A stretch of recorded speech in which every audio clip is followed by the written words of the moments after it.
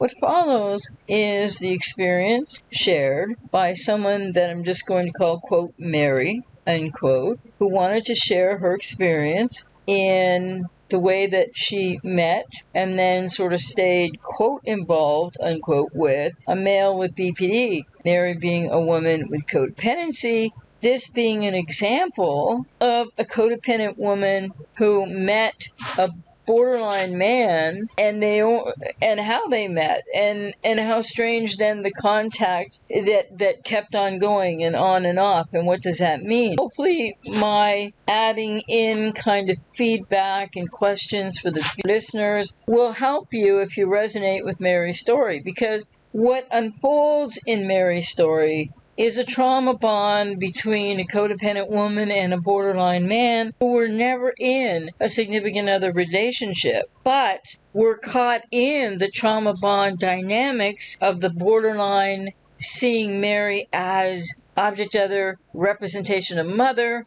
And the question remains here for you to think about in your own experience and in Mary's shared experience. And who was, quote, David, unquote, the borderline? Who did he represent in the unconscious internal landscape of Mary as a codependent? Something that I'm not sure that Mary knows at this point in time or not. I start to interject with feedback and questions for the listeners around the 16-minute mark. Beginning is Mary starting to share her experience, then I come in here and there amid the rest of Mary's experience. If you have codependency, or you're not sure yet, and you've been in any kind of interaction, brief or long or on and off, significant other, any relationship type, this is a must-hear for you. You can resonate. You can listen to Mary's experience, her codependent lens through which she sees everything through, and what does that mean? What's underpinning that? And how can you maybe benefit from some things I share here, as well as Mary sharing her experience so graciously and generously, that can help you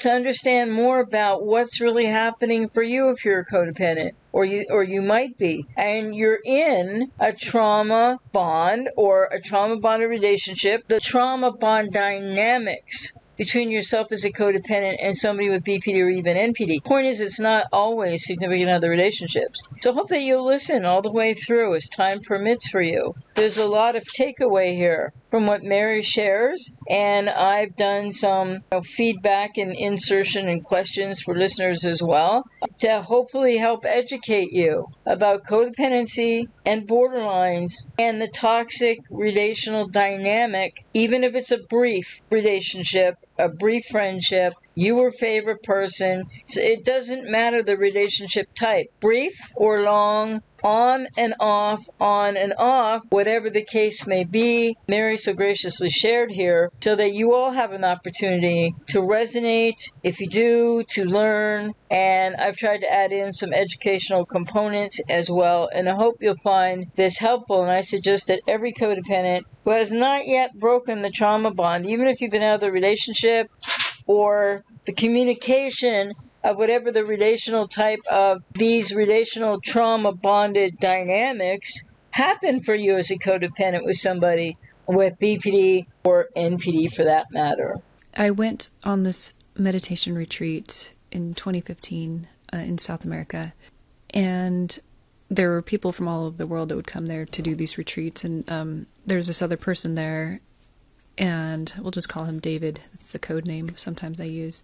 And he and I sat down at a table at one point and had a conversation that just felt like, whoa, this is kind of amazing.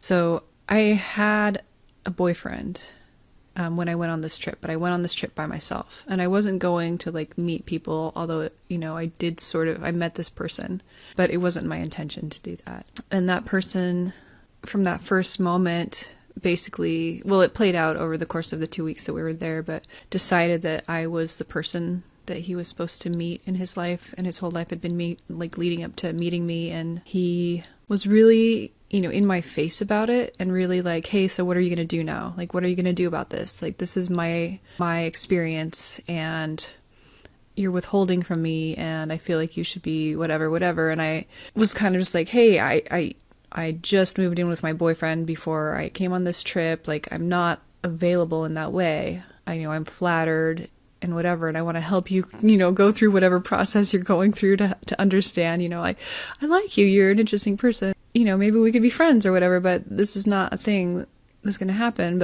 And he flew off the handle a few times on that trip, got really upset. Everybody there had to deal with it. It was really dramatic. But then he'd come back and be like, oh, I learned something. I figured this thing out. And everybody was just like, oh, thank God, he, whatever. And then it would cycle back. And it happened so many times on this. It was 2 weeks, but it was so dramatic and so many things. And I kind of had this sense of like, well, okay, I'll work with them. I'll try and sort this out. I'll try and figure it out. Because obviously there's something for me to look at here too. Something's coming up that I need to look at. And so I took it as a sort of like, well, I've had trouble with men in my life. I've connected with them sometimes in ways that wasn't what I meant to. Or, I'm also a little bit attention seeking, or I have been in the past from men.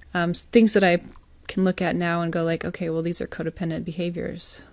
But at the time I didn't really know what was happening. So this retreat's happening, kind of grinding on. And I had this, towards the end of it, I had this awareness of because I had just barely read about the idea of twin flames. And I disclaim this with, I don't believe in that, but at the time it was kind of a fresh thing that was in the internet sphere, and it was kind of a big deal. So I was like, oh, I just barely read about this thing, and it talks about how this person is going to be the catalyst for this amazing spiritual growth opportunity, and just kind of have to commit to it and work through all the things, and it's going to be really intense, but it's going to pay off, and this person will be your safety net and your connection and your love and your joy forever. And I was like, oh, that's what this is. Holy shit. And it was torture, but there were also times that it was actually really sweet, when we would connect and be silly together, and it was sweet. And I was like, oh, okay, I guess this is my role. And, I learned about his past and this really sort of painful, tragic childhood, of being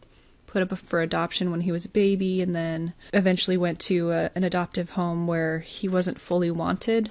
It was very ambivalent. The dad wanted him, the mom didn't want him. And so he just never really got, the mother's love. And that really struck me, and it was so painful. And I just wanted to be that for him and give that to him. And I could see that there was something significantly wrong with how he was approaching things, and he was really volatile, and it was just awful. But I just had the sense of I need to help him. It's my duty to help him. And the people who were running the retreat were actually, they tried their best to be well, maybe it's not that, maybe there's something you need to look at yourself, of course, but maybe you don't need to take this on about him. And but I couldn't really hear that at the time. And they were also trying to counsel him of whatever it is that you're feeling attached to in her, maybe it's more something about yourself. So they were really trying to direct it, but it just didn't land, I think, for either of us. But by the end of that retreat, he had gone berserk. He was throwing things. He was threatening to kill himself. And they eventually had to put him on armed guard, and take him out of the place kind of on his own, separate from everybody else. But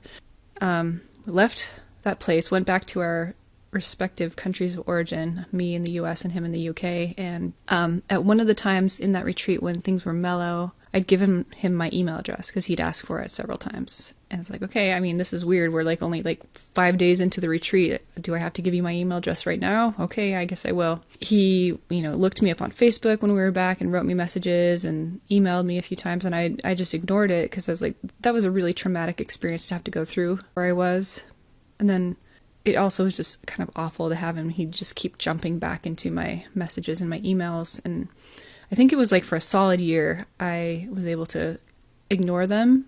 But the whole time I was reading up on borderline personality disorder, because I have that, or I don't have that, but it's in my family, pretty sure, undiagnosed. And so I kind of recognize what it is. And so I was learning about it, and I read the Stop Walking on Eggshells book and some other things, and just got this kind of savior complex about it. Okay, I'm learning all the tricks to be able to talk to somebody with BPD and how to help them and whatever. And I'm still in my relationship, but I kind of have this thing going on of oh, but there's this holier spiritual relationship that I actually need to be working towards. And so it was this weird kind of dichotomy in my head of yeah, I'm in this relationship, but this is my earthly relationship. And then I have my twin flame relationship, and I need to be focusing on that. And this is 2016 for timeline. And eventually he wrote to me, and I said, okay, well, I guess I'm going back in. And so I wrote back and I said, all right, let's do this.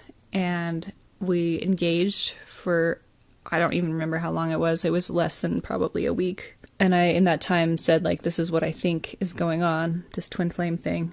And he took it that, first of all, it was like, why do you need a label for it? It's obviously something really special. And so he was upset that I was going off of other people's, like, definitions of what our relationship was. But then he really, like, grabbed onto it and said, like, okay, yeah, this is what we are, this is what I am. And that whole mythology, it basically, as I can see it now, it tells people to hold on to this other person, like, kind of, like, have a secure attachment with this other person, basically just in your head. So it's almost like you're taking that person and internalizing them and making them your constant object. And the whole internet is, that whole sphere of twin flame stuff is basically like enforcing that, like, you're always with them, they're in your 5D, you're never separate.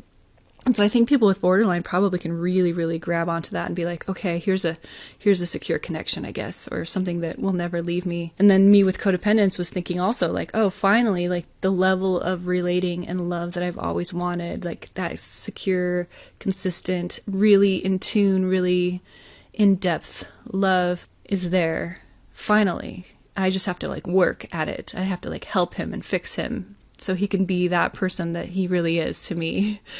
And I went through a long time of being like, is this real? But there's something going on here. And it was just like my head just couldn't move past this. This whole, like, what is twin flame? And am I one? And is this a real thing? And then yes, it is. Because I've never felt this sort of connection with anybody. And I feel like, in a way, and looking back, this is how it felt. Like, it felt like he saw into me in a way that nobody else ever had. And it felt like I saw into him also in a way that he'd never experienced and that I'd never been able to see with anybody else. And so there was, like, this really deep, what it felt like really deep vision into each other, and just, like, this connection and this deep passion or whatever. And it definitely felt like nothing I'd ever seen before. And we were never, like, physical. We never, like, I think we hugged when we were at the retreat, but, like, that's it. So, you know, none of those things about sex come up. Okay, so we were communicating. And like, the second or third thing he'd say to me is, like, are you still with your boyfriend? I'm like, yes, I am. And then he'd be like, what the fuck? Why would you respond to me if you're still with your boyfriend? And I was like, well, you keep messaging me. You keep wanting to come back into my life. And so here I am. This is the parameters of the reality of the situation. I'm with somebody, but you keep pushing your way in. And then he'd get upset, and then he'd be like, well, I can't talk to you if you're with somebody. I'm like, okay. Great. But then he'd come back, like, hours later, I'd rather have you in my life than not have you at all. And then it would start over again. And the cycles were just really predictable. Even that first time that we talked, like, really predictable. And then it just kind of spiraled. And I don't remember the details of that first time, but it was basically just got to the point of just insane dysfunction. To the point of, like, me having to be like, we're done, and blocking and backing off. And then, like, the exact same thing happened, like, the next year, and then the next year. And it seemed like when we'd first start talking again, it'd be like, oh, I learned so much over the time that we've been separated. Because that's part of the twin flame thing too, is like, you go into separation and you learn something and you grow and you do better, and then you come back together and you're able to, like, meet at a different level, a deeper level. And it did feel like that was the truth. It did feel like, oh, I've sorted through these and these and these things, and now I feel like I can really whatever better. And I don't know, I don't remember all these details, but I guess I want to jump in here and say, like, one thing of, like, he's a real person that's out there in the world, and in some ways he's a really special person and really beautiful and deep, and he's a very soulful and at times insightful, wise, kind person who's got a lot of skill in certain aspects, and he's not a bad person. So I want to just say that, and I want to say that I know that I've done many, many things wrong through this whole thing, and been super confused, and caused him pain. Like, I know those things, those are all true. And it also is something that happened outside of my main relationship. And so I recognize that there was there's like a moral issue there. And that moral issue kind of kept me from really kind of trying to fix it, because in a sense it was like, well, this shouldn't be happening because I'm doing something that's wrong. Like, I'm contacting somebody who's not my partner with a somewhat on the sly and not so on the sly intention of like, maybe someday we could actually get together. Maybe if he was healed enough, if I was healed enough, we could actually get together. And so in a sense, that's an emotional affair, or sort of like the steps towards one. And I understand and take responsibility for that. But part of like the shame around that kept me from really looking at the psychological issues that I was having in it. And it also kept me away from kind of calling some of the more dysfunctional things, because it was sort of like, well, what do I deserve in this situation? Because I'm bad for being in this situation in the first place. So how could I even say that I deserve anything better than this mistreatment, basically? So I want to just like throw that disclaimer over the whole thing. Like, I know I didn't do it all right, and I know that he's not a bad person, but this is just, I'm just trying to lay out pretty much exactly what happened, and then also say what I've learned and where I am with it. So let's see, where was I? So at a certain point, like, I don't remember if it was year 2 or year 3 of connecting, I kind of got this idea of like, oh, there's something like negative forces at play. And this is also another thing that I got like, oh, okay, maybe that was a phase I had to go through. It didn't ultimately turn out to be something that was useful, but at the time it was like a framework that I could use to understand like what is really wrong here. Yes, I understand he has BPD, but that doesn't explain like why this is so tenacious. Like, this is just awful. I like at the time couldn't stop thinking about him. Like, even if we'd gone for a long time without talking, he's still like with me all the time. And it's like, this feels nefarious in some way. Like, this feels demonic or possessed or something like that. And so I kind of got on that train of thought of like, oh, there's some sort of aspect of dark forces at play, and went down a big old huge rabbit hole. I would guess this was maybe 2018 or probably 2018. And it's kind of like a very confused period of it for me. But then when we came back together the following time, I kind of explained that to him, and he understandably lost his shit about it and just is like, I can't believe you would think that I'm this, and just terrible. And then I think lost connection again. And then like the next year when it came back around, it was like, I can't believe you did that. And I was like, I'm sorry, that was a phase. I was trying to understand it, but like he never would let it go. And I really tried to explain to him like, this is why I went that direction, and I understand that I was wrong, and I'm sorry, and I don't think that anymore, and I wouldn't put that on you anymore. But he like wouldn't let it go. And another thing that would happen during these phases when we weren't in contact is I would have a really hard time not looking him up online, Googling his name plus Twin Flame or whatever. And he would post about me a lot on different things, mostly comments on YouTube videos that get like archived on some foreign whatever, and then you can Google it and it'll show up. And there's all these things about, he would be listing all the things that I did to hurt him and all the, all of my issues. And it's really kind of awful and triggering to watch, but I would keep subjecting myself to it.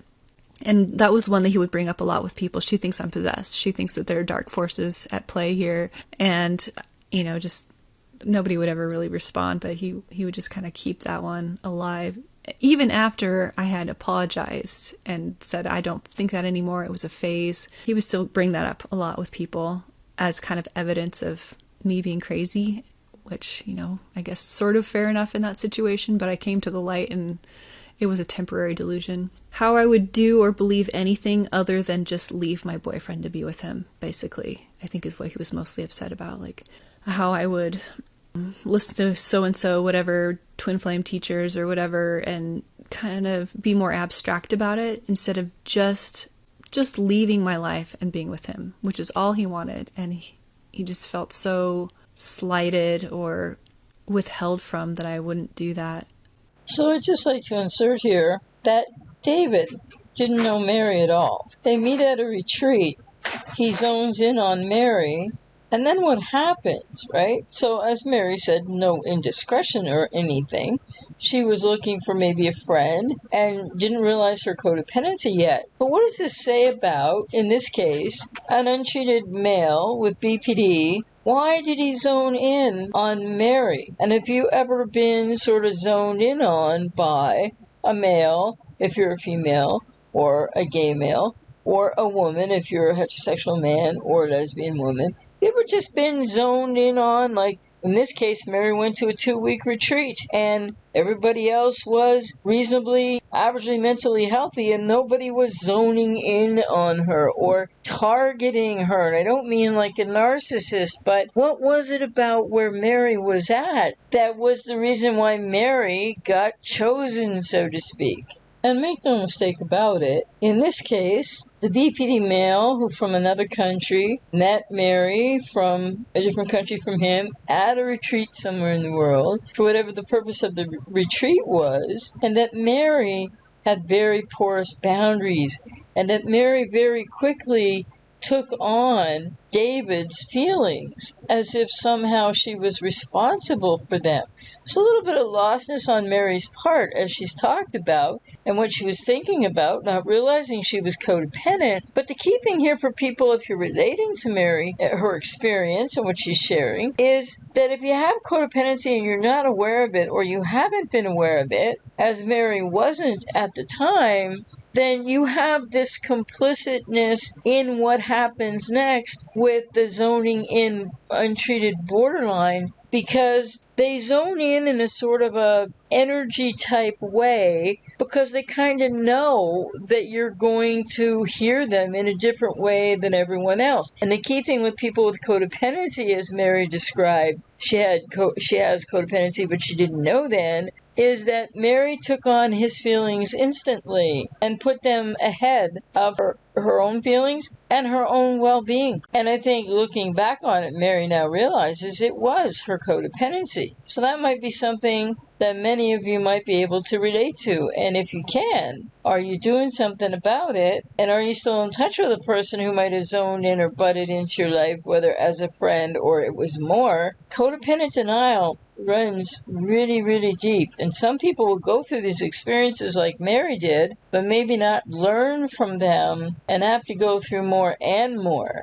He wanted to live his life with Mary based on a meeting that sounds fairly random. They stayed in touch for different reasons. But you see, this would be the entitlement in somebody with BPD with that sort of off type of thinking that this is my soulmate, this is my twin flame. But the bottom line, what's happening here, and what Mary's already described, was borderline male meets codependent female who didn't know at the time. And I think that if Mary had it to do over again, although kind of she was a bit targeted without a doubt, maybe she would have been able to have different boundaries. So something for people to think about when somebody just comes up and wants to be your Insta friend, or your Insta boyfriend in this case, men with BPD. And the whole time I'm thinking, like, I couldn't. Like, first of all, like, things are good enough here in my relationship. I have somewhat stable home life. I'm helping to raise a child. It's not my child, but I love him and I have a real strong connection with him. My relationship with my boyfriend has evolved over the years, but it's good. It's good enough. I would guess I put it that way. There are elements of codependency in it for sure, and some issues that definitely still need to be worked out. But I'm secure enough here and I'm doing well enough that I've never felt like there's really a strong reason for me to go, especially go to be with someone who cycles through these really quick, I love you, I hate you, you're the best thing that's ever happened, and you're the meaning of my life, to you've ruined my life, to, and those times when he was idealizing me and when he was just infatuated and in love with me, they did of course feel really good. And he would say things like, you're the strongest person I've ever met, you're the best thing about my life. I went on that retreat to do whatever, but what I really got out of it was meeting you, and I'm gonna keep trying my whole life to get you. And that's part of, I think, what was appealing to me, because it's like I've never felt like somebody really wanted me that much. And at this juncture, what Mary is really reflecting on, involving the boyfriend she's with, the child she's raising, things being, quote, good enough, unquote, and thinking about David. Why would she want to get involved with somebody like that? But if you have codependency, if you can relate it any way to what Mary's talking about, then what you might benefit from thinking about is, as Mary is kind of saying here, well, I have this boyfriend and I'm raising this child. Then there's this guy over here, but he's like that. And what's missing in between those two realizations and Mary's stated experience is, but does Mary have Mary? Does Mary know Mary well enough? And in fact, people with codependency don't know themselves well enough. And this is why Mary got caught up in this, I guess, in the sense of staying in touch with David for at least a few years. Because for codependence, if you're not in an absolute pursuing pattern of an emotionally unavailable person, often with BPD, like in this case, Mary was not in the pursuit pattern, but Mary was taking something away that she still needed from childhood that she hadn't worked out at the time that she's talking about this. She was enjoying being pursued, even though it was also annoying and frustrating and difficult and painful and a whole lot of other things. So where's Mary, if you can relate to this? Where's the codependent in between the boyfriend and the one that so wants to be the man of her life, which seemed to happen instantly upon meeting her? Seems like this involvement of Mary's with this borderline man in this chance meeting where they each come from a different country, go somewhere to some kind of a retreat, that's not fate knocking on your door. That's a person with BPD trying to glom onto someone that feels familiar, because the person with codependency is putting self last and going, this person feels familiar. And in the case of Mary and David, it sounds like David was a pursuer because he probably had to pursue his mom, probably didn't get what he needed in childhood,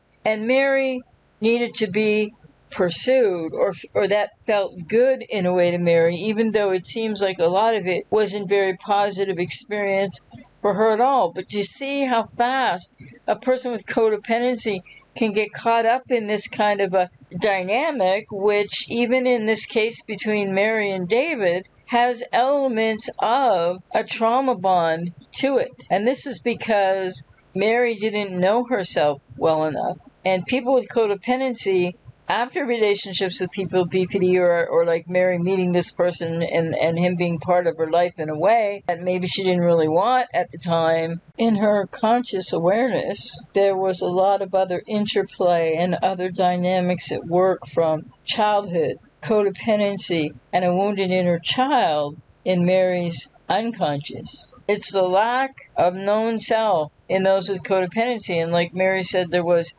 at least one relative or someone in her life, family, that had BPD. People have to realize you need therapy for this, and you need to work it out to a really deep understanding so that you find yourself, so that you can really self-partner with yourself, love yourself, and not end up in this sort of questioning nightmare of like holding someone else's feelings and self-abandonment, and then feeling like the other person with BPD, in this case David, is putting upon Mary, but Mary isn't exactly saying, I don't ever want to hear from you again. Never really wanted to be in my life and really connect with me or care about my internal world that much. And of course, with the therapy and everything I've done around it now, I know that wasn't real.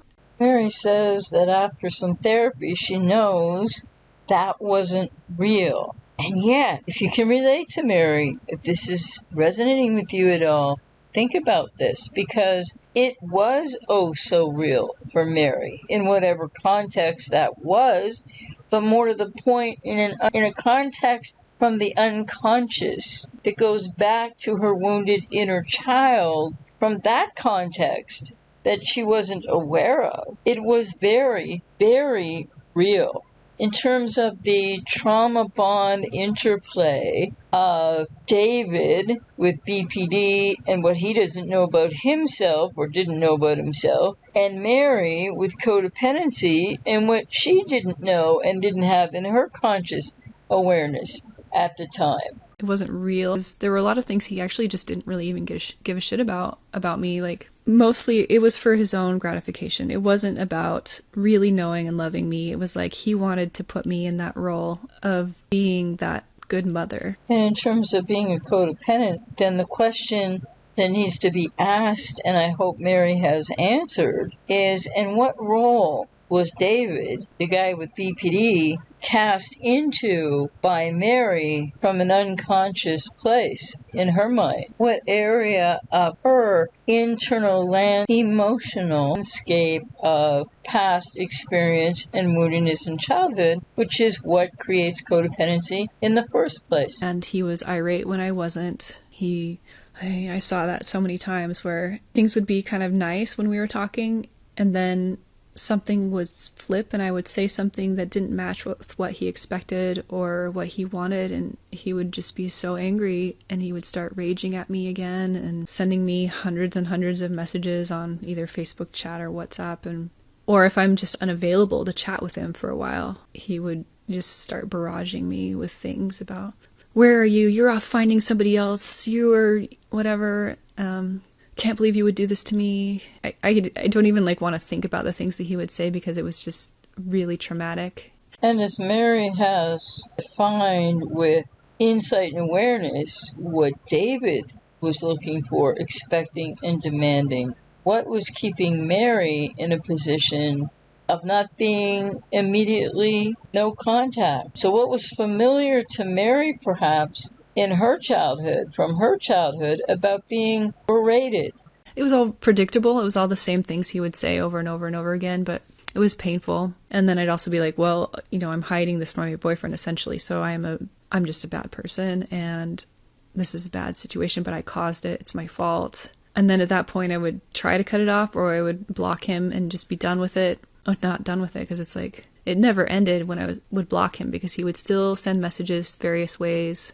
And Mary's responsibility in terms of codependency, when he would still send messages in various ways, was at that point in time, Mary not only doesn't not answer the messages, she does at times, but she then goes back into recontacting David. So this is what's happening in trauma-bonded dynamics between two people that only met for 2 weeks, were in contact longer, on and off, and not in a romantic relationship, but borderline male and codependent female. The dynamics is what Mary is describing, and it's not that David or Mary consciously knew what the underpinning unconscious dynamics were actually having each of them be motivated by. I'm not being very linear about this. I'm just maybe trying to paint the picture in a kind of more abstract way, but send messages through my various music page accounts, or make fake profiles on Facebook and send me messages. He did that several times, and it's like he just wouldn't get the point when I wouldn't write back or when I would block him or whatever. He would just keep trying, and then, well, let's just maybe start at so this last time that we were in contact was right at the start of the pandemic, and it was the longest we'd ever been in contact, which was about 6 weeks. And I was really scared with everything that was going on, and I reactivated my Facebook account because I had deactivated it because he just wouldn't stop sending me messages. So I was like, I'm just going to take a break. Deleted all my other accounts, my Facebook, my my music accounts, just took everything down so there'd be no way for him to contact me. And he didn't, so it actually felt like, okay, things are okay. So he, it was the day after I posted something on Facebook. No, the day of, he messaged me and made contact. And I was like, okay, yeah, actually, I do want to talk to him because I'm feeling really scared, and this is the end of the world, and I feel really alone, and I don't know what to do about it. And we started talking, and it started out actually really sweet and kind and supportive and loving for a while, and it felt like, okay, we finally broken through some of these really awful cycles that we'd go through. And it felt comforting in a way. We'd talk a lot. We talked nearly every day for that period of time, and there was drama that happened in there, but there was a sense of I can handle this. I can sort of withstand his anger. I can be a calm presence. And so Mary, after having to delete all her accounts and needing to block David, etc., then comes back into the dynamic and feels like, because of the pandemic, that, things are really stressful, and she wants to talk to him about it. There's a connection there again, which there's one thing going on consciously again between each, but the subconscious, right? Borderline male looking for mom. What was Mary's unconscious piece in all of this. And then Mary says she felt like she could, in spite of turbulence or turmoil or chaos or drama, when they reconnected in their friendship, quote, trauma bonded friendship, that she could be a calming presence and kind of help him, what? Regulate his emotions? Change?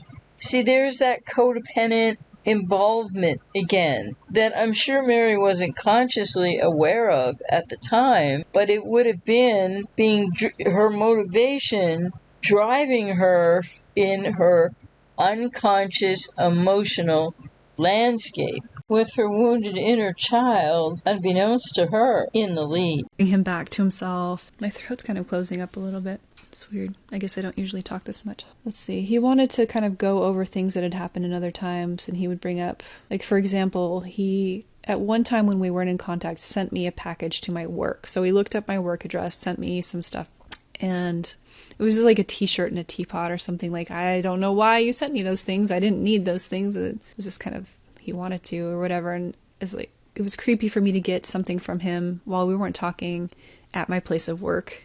It was just like, this is not right. So I threw the things away, or I gave them away, and I don't know where they went. But when I told him that, he was so upset at me, just that I would do such an awful thing with these beloved keepsakes he had sent across the world for me. And I was like, hey, we weren't talking. Like, that was basically stalking behavior, sending me something to my workplace. And he's like, yeah, I get it, but I can't believe you would have done that. Like, it's just so uncaring. You're so cold. And it was one of his common criticisms about how cold I am and how unloving I am and how compartmentalized I am. Anytime I would try to have a boundary about something, he would say, you're closed off. I have to keep tearing down your walls. Why do I have to keep tearing down your walls? You just build your walls back up. And to me, all I was ever doing was just trying to have boundaries around certain things. I'm not going to talk about that. I'm not going to say those sorts of things. I'm not going to entertain those sorts of thoughts. I'm not going to whatever. And he would say those are walls, and he would want to break them down. And he would want to break down Mary's walls because Mary was, for David, object other representation of Mother Never Had. And maybe Mary didn't realize on any conscious level her codependent role in how she was putting, at many times during the dating, putting his feelings ahead of her own, and then wondering why was what was happening. And yet she was clearly not only in the object of the representation of mother role to this borderline David, but David was, in her emotional landscape, in her wounded inner child, unbeknownst to Mary, unconsciously, David had a role that meant a lot more to Mary or to her wounded inner child than Mary consciously was aware of at all. In the name of love, in the name of like full enmeshment, essentially is what it was. And I just kind of kept pushing with the boundaries, but they would just piss him off. And he would make me this bad person who couldn't love and couldn't commit. And that was another thing, is this last time he was so upset with me because I wouldn't commit to him. And I kept trying to explain to him, hey, we're not actually in a relationship. Like, how can you commit to somebody you're not in a relationship with? And that the logic didn't work. He would just make it into, I'm afraid of commitment. And then he would turn it into he would point to my relationship and be like, see, you're not even like committing to your boyfriend. I'm like, yeah, well, that's true. I have ambivalent feelings about my boyfriend and my relationship as well. And I'm sorting through that. But that's my stuff. That is more related to like my codependency than anything having to do with him. But he would take that as more further evidence that I have this commitment problem. And so he would just blast me for that. And then he'd be like, well, if you can't commit to me, then I don't want to talk to you anymore. Okay. Put that in writing, please.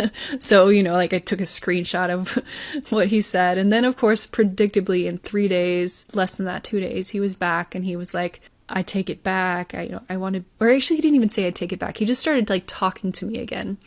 And I would not respond. And then he kept sending me messages and then like, you're so cold. I can't believe you're doing this to me. And then I sent him the screenshot and be like, this is what you said to me, that you don't want to talk to me again unless I can commit to you. And that's not where I am. And then he'd be like, why are you throwing things back in my face?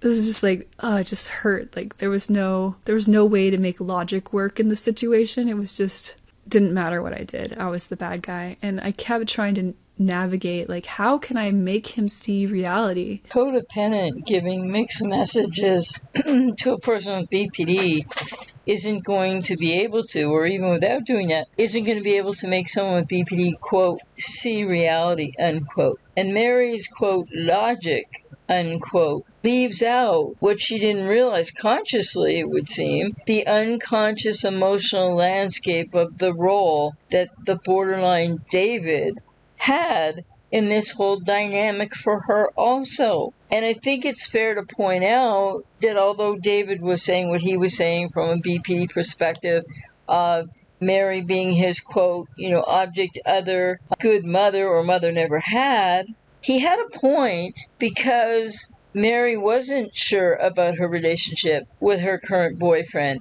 Mary had never said she wanted to be in a relationship with David.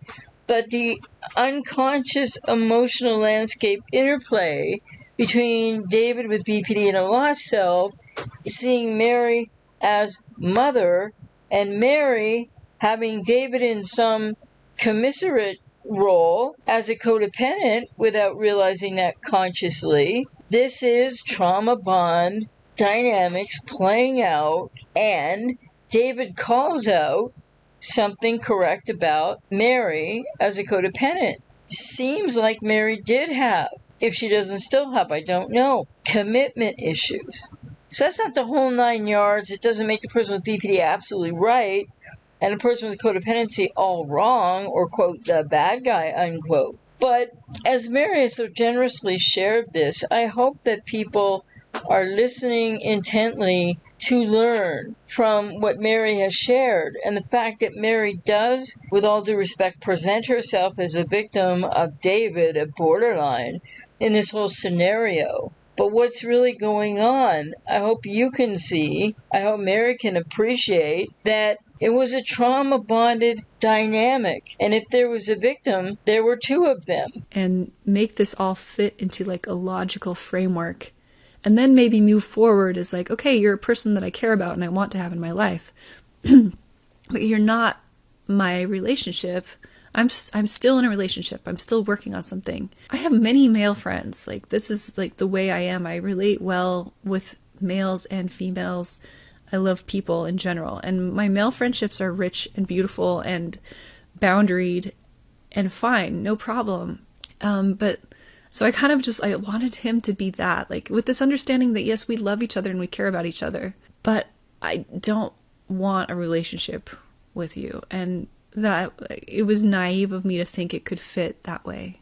And so, I mean, I see my problem of trying to kind of hold on to him in that way and trying to make it work. And because I really felt cared about from him, even though it was an unhealthy, more of an obsession and a maniacal attachment than any sort of actual care.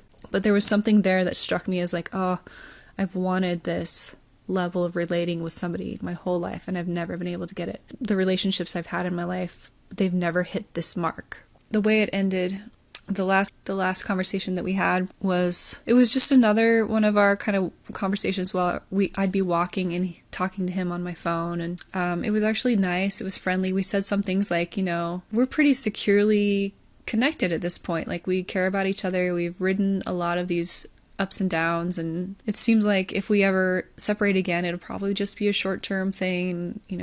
We'll keep trying to be friends in each other's lives. Not friends, but in each other's lives in some degree, And he said, we both acknowledged that. And he started, a friend of mine called, speaking of aforementioned male friend, while I was on the phone. And I said, oh, it's this person. I'll call him back later. And then codename David said, you sure do have a lot of male friends? And I was like, yeah, I do. And he's like, when we're together, essentially, that's not going to be how it is. And I'd have a real problem with that. And then he went on to tell me a story of, he had a past girlfriend, and I don't know how long ago this was, probably 20 years or something, that he was sure was cheating on him. And he would kind of, it sounds to me like, harangue her about it. And then she eventually broke up with him, and then he heard her or saw her carrying on with somebody else immediately afterwards. He was like, that's proof that she was cheating on me the whole time. Like, it's not really proof that she was cheating on you, but it's proof that she definitely, whatever, moved on quickly. I don't know.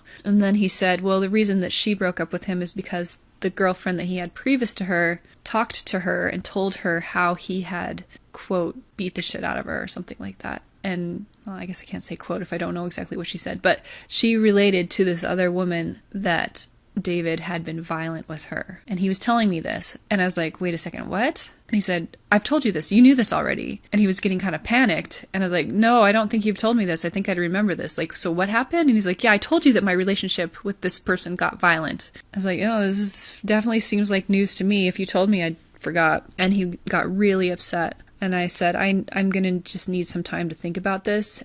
And then he said, I need somebody who loves me unconditionally. And then he hung up on me. And I was just like, whoa, what just happened? He just basically disclosed to me that he had been violent with somebody. And of course, he framed it as like there had been violence in the relationship.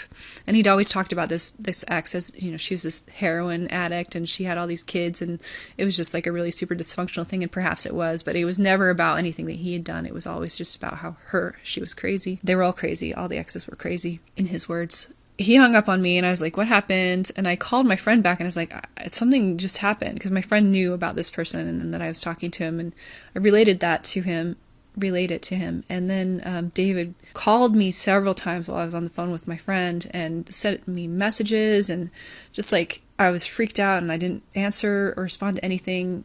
And I was reading them and it was like, you need to know what I just tried to do to myself, and like all these things, like, I can't believe you would do this to me, just like angry, the same sort of raging things that he would say, but with that added element of like, I need you to know what I just did. And I was just like, oh my gosh, like, I can't handle this. He's physically abusive, like he has been physically abusive, and I know that he can't handle his emotional states. Like, he has such emotional volatility. Why have I been carrying on with him for so long? Why have I been doing this? Like, and in that moment, it just became clear, like, he's an actual, like, physical threat. If I was ever in a relationship with him, it would be physically dangerous. Like, it's happened before, it would happen again. I know enough to know that that's the case. And at that point, I could hear part of me saying, like, please just don't make me go through this anymore with him. Like, don't make me withstand his just verbal barrages and all the twisted stuff that came along with that. Just don't make me do this anymore. And I was like, okay, I'm not going to do this anymore. I blocked him and I went back to my house and just like hid in my bed for like a couple hours. It's like, I can't handle this coming at me anymore. Like, no more. And so that was the last time that we've talked. And that was, I think it was in May of last year. So last 2020 was last year. And maybe it was June. I don't know, but something around there. And of course, like every other time, I have all this remorse about, like, I didn't actually say to him, I'm done, we're not talking anymore. It was like a blocking in the heat of the moment. And from my reconnaissance, when I would look him up online, that was always one of the things he would be really upset about, is like, she just left me out of the blue. She ghosted me. She cut off contact without any explanation. She's, and then make it into like, I'm a volatile person and I just am capricious in how I interact with him. And of course, that's not my experience. My experience is he's basically throwing like all these darts at me and I'm trying to protect myself. And in that moment, there was no sort of explaining to him that that's what I'm doing and why I'm doing it. And I also know that whatever I said wouldn't have landed, like wouldn't have made sense, and would have just given him more ammunition to like feel like he's this victim of me. I mean, it's a sticky and completely unresolvable thing that now at this point I can't go back and say, hey, this is what happened and this is why I needed to separate myself from you. I couldn't do that, because then I'd be opening the door again to communication that of course would just do the same thing over and over again. But I feel bad. I definitely feel bad about not being able to have been clear with him that time or in previous times about, that's it, you've crossed a line, or being able to just even, I don't know. Yeah, it's hard to say. Explaining didn't work, so, but it gives him another thing to just hate me about and feel totally victimized, is that I didn't say goodbye. I just left. So I don't know. There's still a lot of guilt there, and there's still this sense that like I really hope he's learning and he's looked at his own stuff or whatever. So I still have like a codependent attachment to him in a way, and it's really hard for me to not look him up online, even after all this time. Like I had a pretty good span of maybe 2 months of not doing it, and then I did it like yesterday. Of course, the stuff that I saw was more of the same, like sort of, she's toxic, she's this narcissist that just cut me off. And then there's also things that he'll say about like, it's the most beautiful connection I've ever had and I feel lost without it. And so just going back and forth between kind of this, you can see it happening like as you look at the timestamps of when he put things down, of this idealization, devaluation happening really quickly and really publicly. He just like tells people, I mean, I'm doing it right now, but I'm doing it anonymously, I suppose. He just will talk to anybody who will listen about how I've done him wrong. And I guess I understand that, in the sense that I understand it's so confusing. The whole thing is so confusing. And it's been so hard for me to get to the point where I really know what I've been doing wrong. And that's why AJ's videos have been really helping me, because like, defining what codependency is in a way that makes sense and lands with me. It's like, codependency is what made me feel like I needed to hang in there and made me feel like I was doing some kind of service by it. But then also I was trying to get my own needs met of connection and my kind of just thirst and loneliness for that. And how it mirrors my early relationships where I needed to give of myself to get just enough attention and attunement from, whatever. I won't go into that, but that's, it all makes sense. And so I see where my missing of the mark was. And there's a lot to do still to untangle it. But so I guess I'm saying that I understand why he's so stuck in it, because it's really awful and really sticky. And he doesn't know that he has BPD. He's textbook, but he doesn't know it. And I think even if he was told it, if I was able to get him to hear that message, like, it wouldn't be helpful, because he would first of all use that as more evidence of how I'm making it his fault or whatever, pathologizing him, how I believe what other people say more than he does, how he doesn't believe in labels, how he just all the things of completely discounting that information. And he's been really adverse at every turn of somebody saying like, hey, maybe you should look at what you might have done wrong here. It's everybody else, and it's targeted mostly towards me, or it has been for the past 6 years. I'm the one who's done the thing that's wrong. I know now that's a projection of, he's making me into the bad parent, and so he's really angry. He's a less than 2-year-old, just really angry about not having mom there, and he's made that into me. And what freaks me out a little bit is like, that could be the rest of his life, that I'm this bad mother. Like, he doesn't know that that's what it is, but I'm this bad person, and he's putting all his energy and anger towards me, and I feel it in a sense. Like, I feel it, and it has impacted me. And I think lately I've made a turn where I don't think about it as much, and I'm really working more on myself and focused on my own work and healing and working through my issues. And it's been a massive relief, actually, to be like, I can be in my life again in a way that I couldn't have for the past 5+ years, getting into 6 years now. And I felt that loss of myself all that time. Like, for some reason, whatever it was about the thing between he and I, it took over my entire landscape. It made everything I did about trying to understand that and trying to understand myself in that, and just being confused and stuck for so long. And it's just this big intrusion in my life at all times. And I've felt a lessening of that lately, which has been awesome. Like I said, a relief. I can deal with my stuff again. He's not here. He's not in my space like he was. And so that's why I know that, like, not looking him up is crucial, because after I did look him up yesterday, my preoccupation is higher. I can feel that energy again, and there's part of me that wants to do it again, like wants to look him up again. And so that's pretty clear evidence that it's not healthy or good for me to be looking up what he's doing, because it really takes me out of my own sphere, and it like inserts him into my sphere, and so much better when I'm not in any sort of connection with him. So I guess the lesson is, that's where I am right now. The lesson is keep doing the no contact, even though I slipped a little bit. It's not the end of the world. It's just like a little regression, I guess. Yeah, I'll keep going. There's probably just so much more to learn about it. Learn about myself. I don't really want to be thinking and talking about him this much. Like this, I heard the call from AJ of people talking about their stories, and it felt like I wanted to do that. But I generally try to keep the focus off of him and onto myself and my work. I do think about him. I think about him every day. He's, he's only a thought away, basically. And it's probably going to be a long road to recovery. I don't believe anymore that I could just sort of like end that chapter and have it be done. It's like the experience that I had with him has woven itself into my life in a way that's probably he's never not going to be there. Like my life is now, it includes a thread of him for the rest of my life, but it's like, how much do I want to let that control my trajectory, I guess. Yeah. All right. I guess that's it. Thanks for listening. It's pretty long. I don't usually talk this much. Okay. Thanks. I'd really like to thank Mary for sharing as openly and honestly as she did.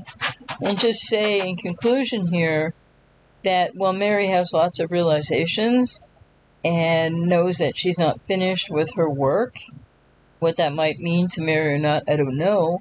The other thing that I'd like to just insert here in summary, to reflect and for people that relate to or resonate with Mary and her story and experience, Mary is still very much in a trauma bond with this borderline David.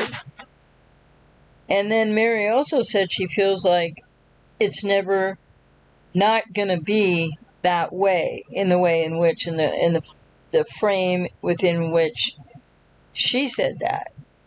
I'm saying it in a different way. It doesn't always have to be the way it's been for Mary in her life, but I think Mary needs a significant amount more of therapy to understand the role that David was playing and the part of herself.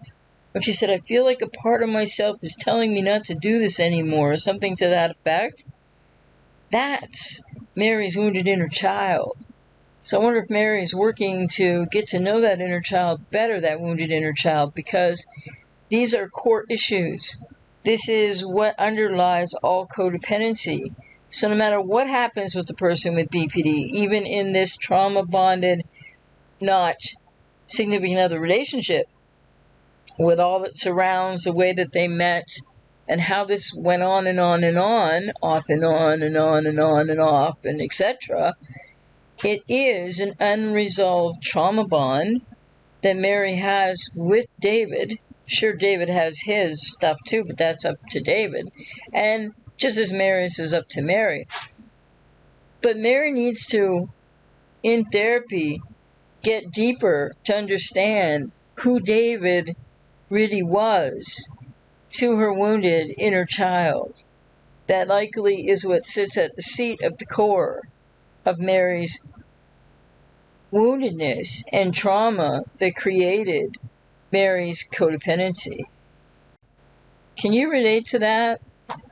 And are you not in therapy? And are you not doing the work? You not taking care of yourself? You still feeling like the bad guy? You still thinking about the borderline, in this case, quote David, unquote, that Mary said she still thinks of daily? Because what you need to do is get into therapy. I'm out here to help you if you resonate with me. And really go deep and heal the original trauma bond. Because when Mary was describing her experience, and at one point said something about it like as if it was a then and there thing, like a here and now thing, when really it was a re-traumatization, and it was a re-experiencing it with David, an original trauma bond that Mary still hasn't worked through in therapy to heal and to recover from. And Mary said now her life includes a threat of him for the rest of her life. No, that's probably, coming from the unconscious emotional landscape of Mary, the wounded inner child, because up until this point in Mary's life, and beyond when Mary shared this with me for you guys to hear, it's likely that Mary still hasn't got to the core of where that's coming from, and it's been happening all of Mary's life, and it will continue to happen until Mary really does the deeper work in therapy to understand it more, to help that wounded inner child heal, to get out of the family of origin role, and to really become a more known self to herself. That's what Mary has in her future if she chooses it in therapy, that kind of work, to be able to heal that wounded inner child. And that is a process of deeper self-integration. And then what Mary is thinking right now definitely does not have to remain true. There's somebody else that wounded Mary as a young child, one way or another, emotionally, or maybe even otherwise, but emotionally at the very least, that Mary feels like will be with her for the rest of her life. And that's something Mary needs to explore more in therapy, because that's a projection onto David, the borderline. Can you relate to Mary? Do you still have a borderline ex, a trauma bond with a borderline in any relationship type that you knew, however briefly or however long, or a parent? With your codependency, do you still feel like there is someone or an experience that's going to dictate or be a part of the rest of your life? Because it doesn't have to be that way. And I'm out here to help you resolve and heal and recover from codependency and break the trauma bond and recover from the relationship, whether it be an ex with BPD, a friend, etc., and or a parent that might be cluster B. So just know that you don't have to resign yourself to this, but you do have to invest in yourself, and you do have to put yourself first. And there's no narcissism in that. There's no selfishness in that. There's no narcissistic personality disorder, non-cluster B codependent in that. It's what you've always deserved. And if it might be what Mary still needs, and if you resonate with Mary, it might be what you still need. Take care.